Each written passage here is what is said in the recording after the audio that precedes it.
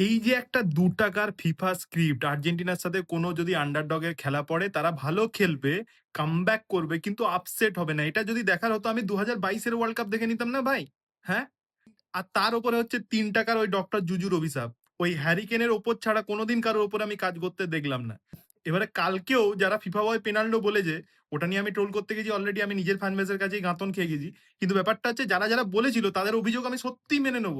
যদি এই ৩৯ বছর মেসির একটা ড্রাগ টেস্ট করানো হয় ভাই। ঠিক আছে? মানে ২০২৪ এর কোপাতেও আমি এরকম খেলতে দেখিনি। ২০১১-১২ একটা হাইলাইট দেখছি মনে হচ্ছে। মানে এগুলো দেখার জন্য তো আমি আসিনি ভাই। আমার না কোনো ইন্টারেস্ট ছিল না। কাবো ভার্দে ভার্সেস আর্জেন্টিনা দেখবো একটা ব্যাঙ্গার ম্যাচ হবে। তোরা যখন ব্যাঙ্গার ম্যাচ করিয়েই দিলি, তাহলে একটা পেনাল্টি শুট আউট রেখে নে ভাই। আমি ভোজিনিয়ার আর ৪-৫ টা সেভ দেখি। ভোজিনিয়া আমার বুকে যে দাগ কেটেছে, যথেষ্ট চেষ্টা করেছে লোকটা। আজকে লোপেজ যে গোলটা করেছে সেটা গোল অফ দ্য টুর্নামেন্ট এটা নিয়ে কোনো কথাবার্তা হতে পারে না।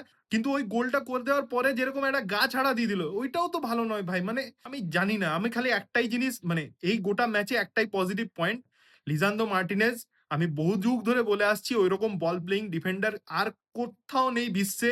যদি ঠিকঠাক কোনো ম্যানেজার ওকে ইউজ করত, ওই লাইন ব্রেকিং পাসের যতগুলো রেকর্ড আছে অ্যাজ এ ডিফেন্ডার আমার মনে হয় সমস্ত কিছু ব্রেক করে দিত। কিন্তু যেহেতু ম্যানচেস্টার ইউনাইটেডে খেলে তো আর্জেন্টিনা ফ্যানরা ক্রেডিট দেবে কি করে? দেয় না কোনো ক্রেডিট। তো এবার থেকে যেন ওই ক্রেডিটটা ওকে দেয়া হয়। মানে কিন্তু ভাই লিচার কাছেও আমার একটাই বক্তব্য, এই ম্যাচেই শো অফ করতে হলো আমি জানি না। আমি একটা আশা নিয়ে বসেছিলাম যে হয়তো আপসেট হয়ে যেতে পারে।